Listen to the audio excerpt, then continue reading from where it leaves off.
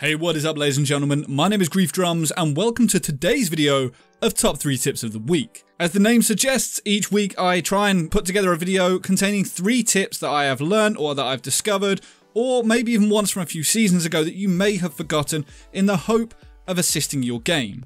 If you want to get involved and you've got any tips that you want to share, you can head on over to my Discord. The link is going to be down in the description below, or alternatively send me a Twitter or Facebook message, include pictures, videos, anything you've got, and hopefully your tip will make it into a future video.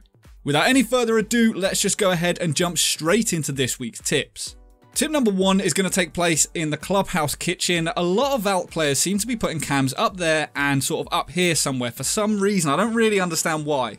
This is a really old tip that's hopefully going to jog your memory, but by hiding a Valk cam under here on the flat surface, any attackers that come in here are not going to be able to see it while they're standing up and moving around in the room. It's so well hidden. However, the Valk cam itself can actually see the majority of the room and can give you all sorts of intel without giving away its location. It's not going to get taken out early on in the round.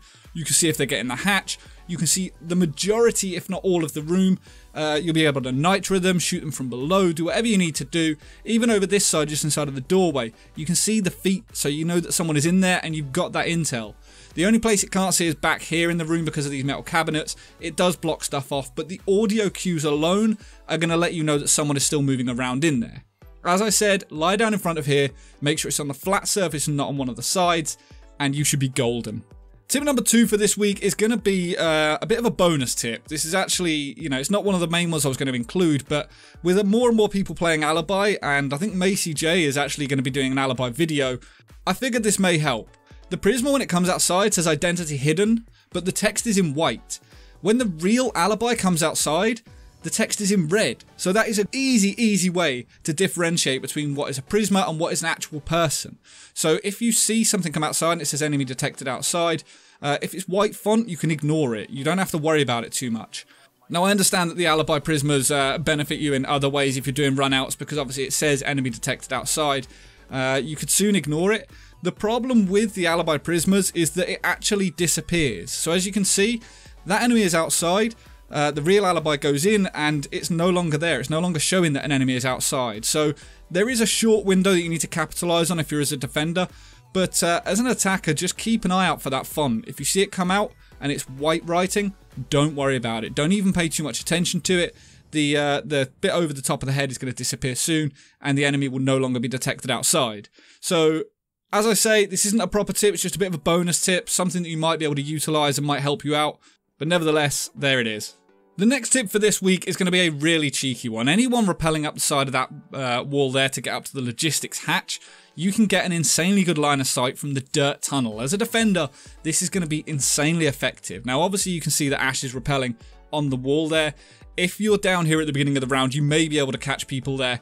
9 times out of 10, I don't see people rappelling up this wall, so I don't fret about it too much. But if they are moving around the logistics hatch, this is where this spot comes into its own. Now, having an ACOG is going to be beneficial, but as UB have done it, the trade-off is phenomenal. To get back to site is going to take ages. However, playing as anyone down here, getting that intel and being able to light people up before they drop the hatch is going to be so handy. Like I say, rotating back is going to be a bit of a nightmare, so don't stay down there too long. But at the beginning of a round, it can be really handy. And as you can see there, it's very difficult to see if someone is actually utilizing that spot. It doesn't matter if they're behind the metal grate up there either. The bullets do penetrate through that. And if you are a terrible shot and you can't see what's going on, even if you open this up just a little bit, you get a much better line of sight. And it's not massively obvious. It's not blatantly obvious at all. If you are down here at the beginning of the round, there are other things you can utilize this area for. You can keep an eye out for spawn peaks, so as people come running around this sort of area, you can light them up. Alternatively, if they're going up to the gym, that wall just up there on the balcony where the hot tub is, you can light them up on there, so maybe you can use this as well. The final tip for this week is going to take us over to Bank. Now, this is a phenomenal way of protecting the skylight stairs. It's not a spot you're going to stay and just protect for the entire round, because people may push into the open area, but it allows you that freedom to be just off site and control a lot of this area. Certainly late in the round you can move here, but by standing up on this table, opening the top of the wall there, and you can see even if it's reinforced, you can light people up over the top of it. Now, because I can see up to their waist before they even see me, they cannot return fire. It's impossible for the attackers to do, or even the defenders if you're using this as an attacker. It's impossible to return fire because the legs are obviously the first thing that come down the stairs, and you can light them up and ruin their day. By putting an impact grenade on the wall just over there, coming back over to the table, I'll show you, you might need to duck under the light to move around a little bit, but as you can see, he's halfway down the stairs and I would have lit him up, and if he goes all the way down, you can then just jump off and go to the rotate hole to get a better line of sight. Now I can see up to their chests, and because their head is not in a direct line of sight of me, there's nothing they can do unless they lie down, or at the very least crouch, which then slows their movement down.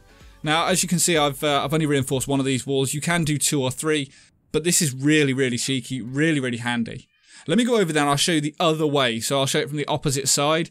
If I was the one moving down the stairs, you'll see exactly what I mean. I'll reinforce this wall as well just in case, just to make it super clear that you can see the whole thing. It's really cheeky, and it's a spot that you can come to later on in the round if you get a call that someone's on the skylight stairwell. You can see Ash is stood on the table just there. Now he can see my kneecaps there, and I'll get him to shoot me. I'll get Dennis to shoot me there, but he's lighting me up, and this is all in the way. I can't see him even if I crouch. I'm too high up the stairs, and he can do a lot of damage to me at this point. I have to lie down, and if I lie down, I'm dead. Even returning fire, the railings are going to be in the way. You all know what I'm like with railings. It's horrendous to try and shoot near them. I swear they're magnetic. But the cool thing about this is even if you don't land the final kill shots, anyone that's running towards the site is going to be lower health, and as they get to the bottom of here, they're lit up from the rotation hole. So it can be extremely beneficial, and hopefully something that you can utilise. Hopefully you enjoyed these tips for this week. I apologise if it's a little bit late. It was my birthday the other day, so I've been a little bit slow putting videos together. Coupled with one of the videos that I was making, it's the one that I most recently put up, the file corrupted when I was putting it together. So I'd pretty much finished it. I'd worked on it for a few days, and I was devastated when that happened. But I finally put it all together again, and it's done, it's dusted, and I'm glad to be back to a normal sort of routine again. If you did enjoy this video, please consider hitting that thumbs up. If you don't already, make sure to subscribe for all things Rainbow Six. But until next time, ladies and gentlemen, stay reckless and relentless.